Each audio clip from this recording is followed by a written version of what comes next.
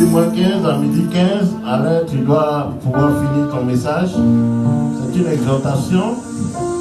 Et ce sera comme ça. Un dimanche, c'est Alain. L'autre dimanche, c'est Papa Koudjo. Voilà. Comme ça, nos frères, nos serviteurs vont s'exercer dans le métier. Ils ont déjà la connaissance. Maintenant, il faut s'habituer. Dieu peut utiliser chacun de nous ici pour apporter la bénédiction. Voilà, que le Seigneur te bénisse. Et voilà, à toi toute la place. Merci. Bien-aimés dans le Seigneur, bonjour. Bonjour. Et que le Seigneur vous bénisse, vous tous. Amen. Soyez les bienvenus dans la maison du Seigneur. Amen. Et avant de commencer, nous allons encore prier pour demander l'intelligence à Dieu pour sa parole. Nous prions. Seigneur notre Dieu et notre Père en Jésus-Christ, il t'a plu, Seigneur, que nous puissions nous rassembler ici ce matin pour te louer, pour te chanter et pour te célébrer. Nous voulons te dire merci, Seigneur, parce que tu as été avec nous dès le commencement et tu es encore avec nous en ce moment. Seigneur, nous voulons écouter ta parole. Nous prions, oh Dieu, que tu disposes nos cœurs, Seigneur, à recevoir de toi. Que ce que, Seigneur, nous allons écouter, Seigneur, puisse venir directement au devant de toi. Seigneur, je me repose, Seigneur, entre tes mains. Je prie que tu m'utilises, Seigneur, comme un instrument entre tes mains. Et que, Seigneur, chaque personne puisse pouvoir trouver, Seigneur, son compte dans le message que nous allons transmettre. Viens et diriger toutes les choses. Ceci dans le nom précieux de Jésus que nous t'avons prié. Amen.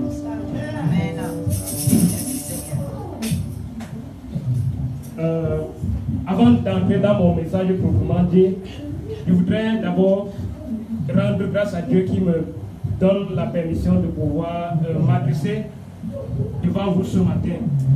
Je voudrais aussi dire merci à Papa l'évangéliste et Maman la prophétesse qui m'ont fait cette confiance de me placer au devant de vous ce matin pour pouvoir parler de la part de Dieu. Le Seigneur utilise qui il veut, quand il veut et comme il veut. Et j'aimerais que vous puissiez prêter attention plutôt à l'Esprit de Dieu, non pas à ma modeste personne. Donc, au travers de ce que nous allons étudier ensemble, il faut tendre l'oreille plutôt à l'Esprit de Dieu. Amen. Amen. Notre passage de ce matin va être dans le livre de Matthieu. Matthieu au chapitre 14, versets 22 à 33. Matthieu chapitre 14, verset 22 à 33. Je vais le lire pour nous. Aussitôt après, il obligea les disciples à monter dans la barque et à passer avant lui de l'autre côté, pendant qu'il renverrait la foule. Quand il l'eut renvoyé, il monta sur la montagne pour prier à l'écart. Et comme le soir était venu, il était seul. La barque était au milieu de la mer. La barque au milieu de la mer était battue par les flots, car le vent était contraire. À la 4e veille de la nuit, Jésus alla vers eux, marchant sur la mer. Quand les disciples le virent marcher sur la mer, ils furent troublés et dirent: c'est un fantôme. Et dans leur frayeur, ils poussèrent des cris. Jésus leur dit aussitôt: rassurez-vous, c'est moi, n'ayez pas peur. Pierre lui répondit: Seigneur, si c'est toi, ordonne que j'aille vers toi sur les eaux. Et il dit: viens. Pierre sortit de la barque et monta sur les eaux pour aller vers Jésus. Mais voyant que le vent était fort, il eut peur. Et comme il commençait à enfoncer, il s'écria: Seigneur, sauve-moi. Aussitôt, Jésus étendit la main, le saisit et lui dit: homme de peu de foi, pourquoi as-tu douté? Et ils montèrent dans la barque et le vent cessa. Ceux qui étaient dans la barque vinrent adorer Jésus et dire: tu es véritablement le Fils de Dieu. Amen. Bien-aimé, le titre de mon message ce matin sera la foi, clé du succès dans notre marche avec Dieu. la foi, clé du succès dans notre marche avec Dieu. Donc si tu ne retiens rien dans tout ce que je vais dire, retiens au moins que Jésus, la foi en Jésus, c'est la clé de notre marche avec Dieu. Amen. Amen. Avant d'entrer dans le texte proprement dit, ici, le texte nous parle de... Le titre intitule Jésus qui marchait sur les eaux. Je voudrais tout d'abord dire que si nous lisons plus haut les passages qui précèdent cette histoire, Jésus avait nourri 5000 hommes avec 5 pains et 2 poissons. Et il se faisait tard, il fallait que la foule puisse retourner à la maison parce que les gens suivaient Jésus, parce qu'il faisait les miracles. Et lorsque Jésus eut renvoyé la foule, il a demandé aux disciples de se rendre de l'autre côté de la mer. Donc les disciples devaient traverser la mer pour se rendre de l'autre côté. Donc Jésus, lorsqu'il a renvoyé la foule, il a demandé aux disciples de se rendre de l'autre côté, comme je le disais tantôt. Et là, il s'est mis à prier pendant qu'il était seul. Le passage du verset 22 dit pendant qu'il restait seul pour prier, quand il eut renvoyé, il monta sur la montagne pour prier à l'écart. La montagne ici, comme nous pouvons le voir, c'est un lieu réservé, un lieu qui est élevé. La montagne représente ici un lieu où il n'y a pas de distraction, un lieu où il peut être en contact direct avec le Père, un lieu de recueillement, un lieu où il peut facilement recevoir de Dieu, un lieu loin de toute distraction. Donc, il s'est retiré dans la montagne parce qu'il voulait prier, parce qu'il voulait recevoir les orientations de Dieu, parce qu'il voulait recevoir toutes les directives par rapport à son ministère. Je voudrais dire ici que Jésus nous montre l'exemple d'un bon leader. Jésus nous montre l'exemple d'un bon leader qui prend des initiatives, qui compte sur Dieu, qui prend des initiatives de son maître qui est Dieu. Et également en tant que chrétien, en tant que disciple de Jésus qui suivons Jésus, nous devons chaque jour prendre des orientations vers Dieu. Nous devons chaque jour nous retirer pour rechercher la face de Dieu dans tout ce que nous voulons faire. Amen. Dans notre vie de tous les jours, avant de nous lever le matin pour aller vaquer à nos différentes occupations, notamment le travail, notamment n'importe quoi que nous avons à faire en journée. Nous devons d'abord nous lever et rechercher la face de Dieu pour lui confier toute notre journée afin qu'il puisse diriger tout. Parce que si nous ne lui confions pas la journée, le malin va prendre le contrôle de notre journée. Et à la fin, ce sera vraiment la catastrophe. Donc, il est important pour nous, avant de se lever chaque jour pour aller faire quoi que ce soit, de demander d'abord l'aide de Dieu, comme Jésus l'a fait. Jésus nous montre ici un exemple typique. Jésus nous montre également que nous ne devons pas marcher par la vue. Nous devons marcher par la foi. Nous devons avoir des orientations. Nous devons avoir des directives pour notre journée. Et pour avoir cette directive, nous devons consulter Dieu. Nous devons prendre du temps pour aller vers Dieu, lui demander. Parce que ce n'est qu'en allant vers lui qu'il peut nous donner les directives. Ce n'est qu'en ayant une relation particulière avec lui qu'il peut nous donner les directives pour notre journée. Amen.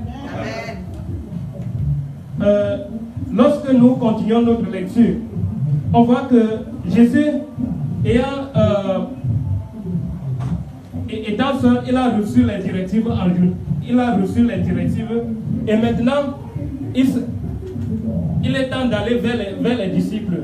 La Bible dit que c'est à la 4e veille de la nuit qu'il se rend vers les disciples maintenant. La 4e veille de la nuit ici, c'est entre 3h et 6h. Entre 3h et 6h du matin. Rappelons, nous voyons ici que Jésus a passé presque toute la nuit à prier parce qu'il voulait recevoir de Dieu. Bien aimé, la même chose, si nous avons des choses importantes dans notre vie, nous devons rechercher la face de Dieu à travers la prière. La prière est très importante pour nous. Si nous voulons débloquer des situations dans notre vie, il est important que nous puissions placer tout ce que nous allons faire dans la prière. Si nous recherchons la face de Dieu, au travers de la prière, nous allons réussir. Nous allons triompher de toutes les situations que nous pouvons avoir. Je ne sais pas la situation que tu traverses. Ça peut être un problème de papier. Pour certains, ça peut être le mariage. Pour certains, même dans le mariage, les choses ne vont pas. Pour d'autres, je ne sais pas. Mais ce que je voudrais te dire ce matin, c'est que il faut rechercher la face de Dieu. Il faut laisser tes problèmes de côté et rechercher la face de Dieu. Et Jésus va te donner la solution. Parce que la prière, au travers de la prière, nous pouvons expérimenter beaucoup de grands résultats. Lorsque Jésus, pendant qu'il venait vers les disciples le voient comme un fantôme. Les disciples avaient passé toute la nuit à traverser la mer. Ils étaient en train de ramer dans les barques et le vent était en train de secouer la mer de gauche à droite. Le vent ici, la barque, pour nous qui sommes des chrétiens, représente notre vie de tous les jours. Le vent représente tous les problèmes que nous pouvons avoir. Je ne sais pas, pour toi qui es une femme mariée, tu n'as pas encore d'enfant. Ça peut représenter ce vent qui est en train de souffler. Pour toi qui est dans ce pays et qui n'a pas encore les papiers pour fonctionner, ça peut représenter aussi cela. Pour toi qui est dans des problèmes, je ne sais pas, ça peut représenter les problèmes de divers ordres. Dans toutes les façons, chacun peut se retrouver en fonction de sa situation. Mais je suis venu ce matin te dire qu'il faut avoir foi en Dieu. Amen. Il faut avoir cette confiance en Dieu. Parce qu'avec Jésus, on n'est jamais déçu. Lorsque tu mets ta foi en Dieu, tu n'es jamais déçu. Et lorsque nous continuons notre lecture, nous voyons que lorsque Jésus a apparu devant les disciples ont pris panique. Ils ont eu peur. Et ils ont commencé à crier. Et dans leur panique, Simon-Pierre, qui était le responsable des apôtres, il a dit, Seigneur, si c'est vraiment toi, ordonne que j'avance vers toi. En fait, il a pris son courage à deux mains parce qu'il ne pouvait pas aussi crier comme les autres. J'imagine un peu la situation. Ils ont ramé toute la nuit pour la traversée de la mer.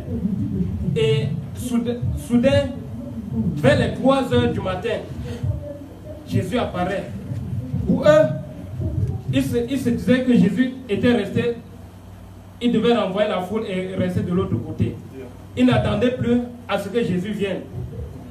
La mer également, à cette heure de la nuit, ça pouvait être plutôt un esprit, notamment l'esprit des eaux qui pouvait apparaître comme ça. Mais Pierre, pour se rassurer, il a dit, Seigneur, si c'est vraiment toi, ordonne que je vienne vers toi.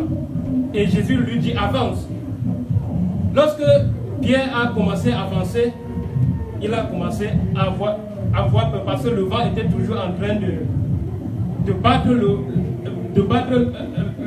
barque de gauche à droite. Il a commencé à avoir peur. Mais il a quand même avancé. Et lorsqu'il a eu peur, il a commencé à s'enfoncer. Cette situation décrit un peu notre vie de tous les jours. Nous voulons suivre Jésus. Parfois, Jésus nous dit, viens. Parfois, nous avons au milieu des situations que nous faisons face.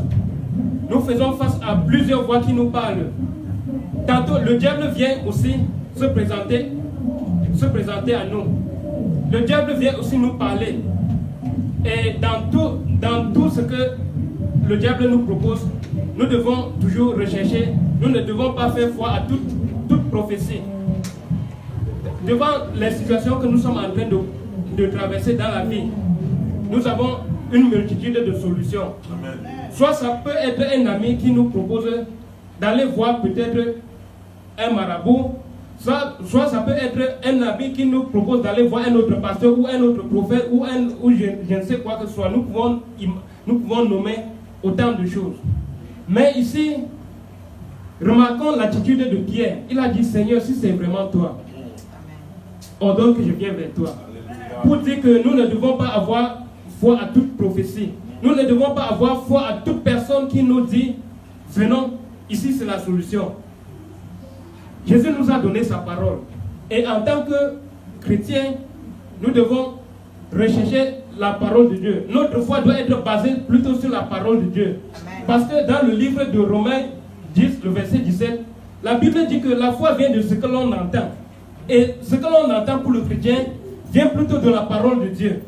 Donc, généralement, nous entendons beaucoup de choses. Nous lisons des livres. Nous avons des informations. Nous lisons, nous pouvons écouter des informations au travers de la télé, au travers de la radio, au travers de l'internet, ainsi de suite. Mais ce que nous devons mettre notre foi en cela, c'est en la parole de Dieu. Actuellement, nous traversons le coronavirus dans le monde entier, qui sévit dans le monde entier. Et face à cela, face à cette pandémie du siècle, les uns et les autres sont en train de nous proposer des solutions. Mais quelle est notre attitude en tant que chrétiens? Est-ce que nous devons seulement écouter ce que le monde nous propose? Pour nous, en tant que chrétiens, nous devons plutôt nous tourner vers Jésus, qui est la foi. Parce que la foi, selon Hébreux 11, le verset 1, la Bible nous dit que la foi, c'est une ferme assurance des choses que nous espérons, qu'on espère, et une démonstration de celles qu'on ne voit pas. Donc la foi, c'est prendre ce qui est dans le futur pour ramener dans le présent. Amen. La foi, c'est en quelque sorte la démonstration de ce que nous voulons voir. Par exemple, la foi, généralement, ne va pas en comparaison avec notre raisonnement. La foi généralement va toujours à contre-courant de ce que nous pensons, de ce que nous pouvons raisonner. Le raisonnement dans la société, par exemple, c'est prendre le cas des jeunes. Par exemple, on dit que non, si tu es jeune, par exemple, tu dois avoir, par exemple, ce qu'ils appellent les girlfriends. Mais qu'est-ce que la parole de Dieu te dit? Toi, en tant que jeune, fuis les plaisirs de la jeunesse et recherche la foi avec ceux qui invoquent le nom du Seigneur. Pour nous, encore en tant que qui travaillons, qui allons chaque jour pour travailler, on dit que dans nos lieux de service, parfois pour avoir des promotions, nous devons soit corrompre, nous devons soit faire ceci ou cela. On nous propose des solutions pour vite avancer. Mais qu'est-ce que la parole de Dieu nous dit face à cela? Donc, nous devons toujours nous référer à la parole de Dieu, à ce que Dieu nous a dit. Lorsque quelqu'un est dans la maladie, la Bible dit, si quelqu'un est malade, qu'il prie. Si quelqu'un est malade, qu'il appelle les anciens de l'église. Et les anciens de l'église vont prier pour lui en loignant Dieu. Et la prière de la foi sauvera le malade. Mais généralement, lorsque nous sommes en face de la maladie, nous oublions carrément que Dieu existe. C'est quand nous avons parcouru tous les médecins, c'est quand nous avons parcouru tous les hôpitaux, que maintenant que nous sommes fatigués, nous n'avons plus rien, que nous venons maintenant vers les hommes de Dieu, que parfois nous venons voir où c'est l'évangéliste, où c'est la prophétesse, pour leur demander la prière. Mais comme Dieu est toujours compatissant et miséricordieux, il nous accepte. Donc, pour nous, en tant que chrétiens, la première des choses, lorsque nous sommes en face des situations, nous devons toujours demander le secours à Dieu. Comme Pierre, lorsqu'il était en train d'avancer, il a douté dans son cœur. il a douté, il a commencé à s'enfoncer. Ça représente également notre vie chrétienne. Lorsque parfois nous recherchons la face de Dieu, parfois nous recherchons la prière, mais nous ne sommes pas patients dans la prière. Parfois nous n'attendons pas le temps de Dieu. Et ça fait à ce que nous commençons à douter. Et quand nous commençons à douter, le diable a tendance à prendre le dessus sur nous. Le diable a tendance à prendre le dessus sur nous. Mais lorsque nous crions à Dieu, comme Pierre il a dit, Seigneur, sauve-moi. Et aussitôt, Jésus a tendu la main pour le prendre. Je voudrais bien aimer dire ce matin que nous devons avoir foi en Jésus. Amen. Nous devons avoir la foi en toutes circonstances. Nous devons avoir foi en toutes circonstances favorables ou non. Là où les hommes disent que c'est impossible, c'est là où Dieu agit. Amen. Et la foi, nous ne devons pas nous baser sur le raisonnement. Lorsque nous voulons avoir la foi en Dieu, nous devons laisser l'apparence de ce que les hommes voient. Nous devons cesser de nous préoccuper de la situation qui se pose. Par exemple, je vais toujours prendre l'exemple de la maladie. Parfois, quelqu'un est malade, on lui demande, on lui dit que non, on prie. Il dit que, toi mon frère, tu dis qu'on prie ton Dieu a été où bien, comment est-ce qu'il va me guérir? Parce que quand on voit plutôt la gravité de la maladie, on n'a pas vraiment cette confiance-là que Dieu peut nous sauver. Mais lorsque nous retenons plutôt la parole de Dieu qui dit prie, nous saisissons cette parole, nous saisissons cette promesse de Dieu, la guérison s'ensuit. Parce que quand bien même les médecins sont là pour nous guérir, pour nous donner les médicaments, si Dieu ne permet pas, même ces médicaments-là ne peuvent pas nous sauver. Raison pour laquelle nous devons mettre notre foi en Dieu. Parce que la foi, c'est ce qui nous permet de pouvoir réussir dans notre vie chrétienne. Et généralement, les ennemis de la foi, il y a plusieurs ennemis de la foi. Le premier ennemi de la foi, c'est le doute. Bien aimé, si nous voulons suivre le Seigneur, si nous voulons suivre Dieu et réussir dans notre vie, mettons le doute de côté. Mais il y a le doute, parce que la Bible dit que celui qui doute est semblable au flot de la mer. Il est battu de gauche à droite, il ne sait pas là où il va. Mais lorsque nous avons la révélation qui vient de Dieu, peu importe ce qui se passe dans notre entourage, nous avançons. Et pendant que nous avançons, Dieu nous croise dans notre foi. Il y a également les raisonnements. Bien aimé, je vais te dire que pendant que tu cherches à suivre Dieu, il y a ton ami le plus proche qui va chercher à te décourager. Le malin va chercher à te décourager par toutes les manières.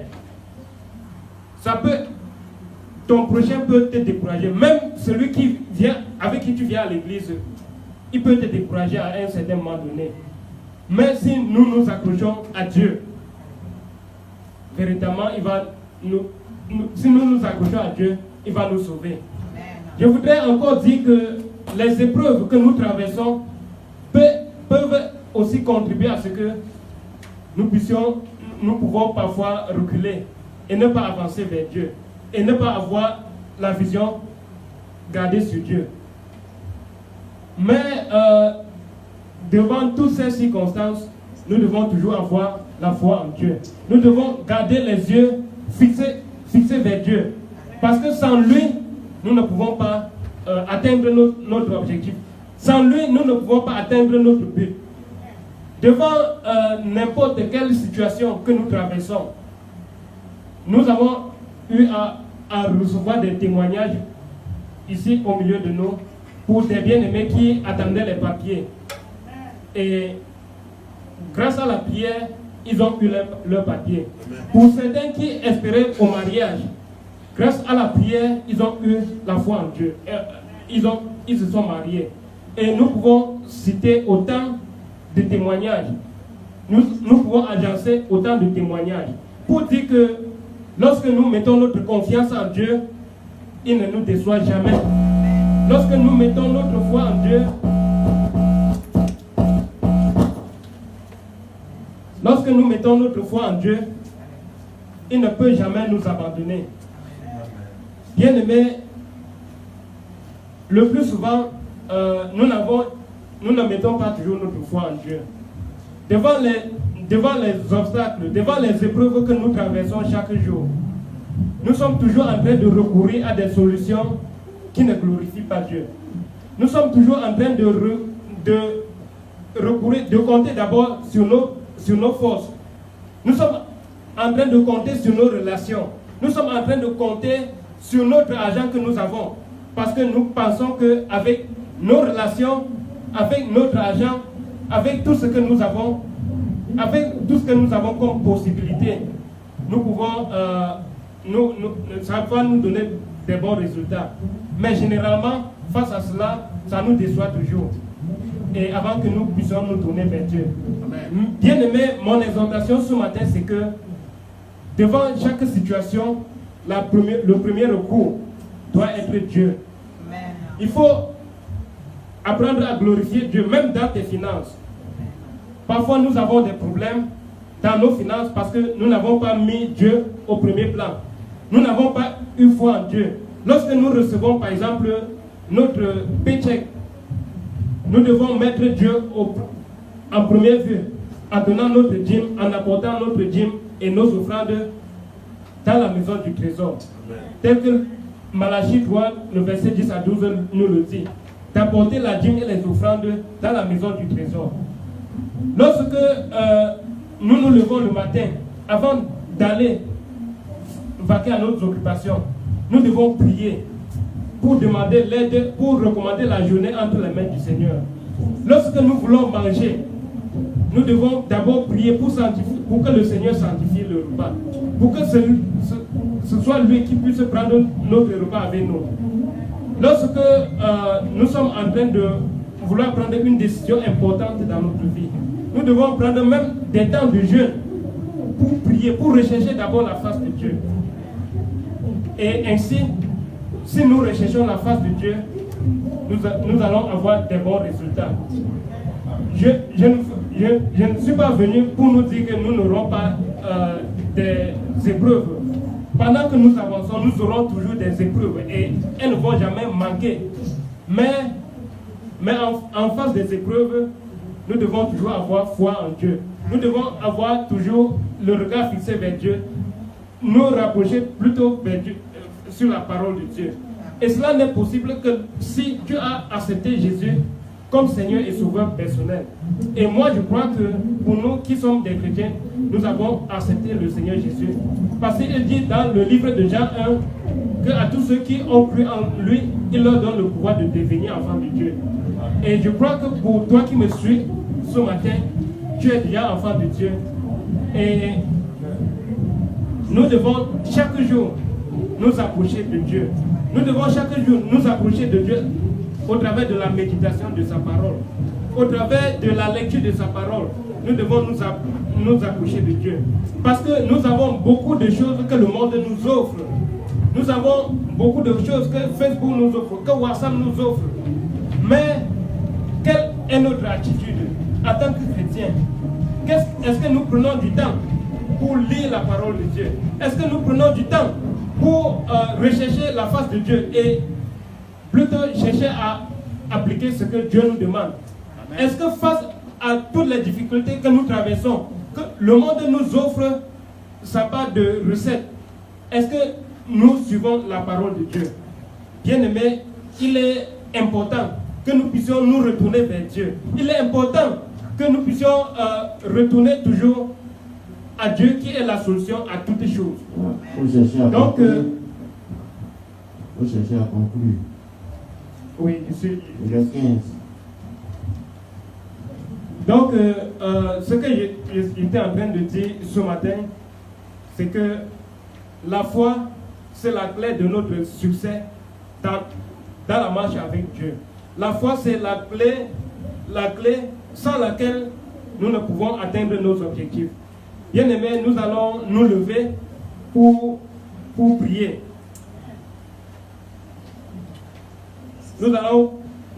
J'ai quelques 3 sujets de prière que nous allons passer avant que je ne passe la parole à papa.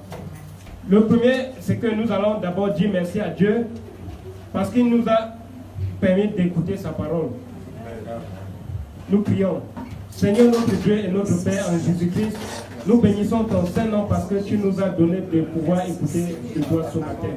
Nous bénissons, Seigneur, ton Saint-Nom parce que tu nous donnes de comprendre qu'en tant qu'enfants de Dieu, nous devons, Seigneur, rechercher la foi qui vient en toi.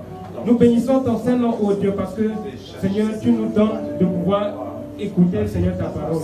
Béni sois-tu pour tout ce que tu ne cesses de faire, que la gloire te revienne au nom puissant de Jésus. Amen. Bien-aimés, le deuxième sujet de prière, c'est que nous devons demander pardon à Dieu pour toutes les fois où nous avons douté de la parole de Dieu.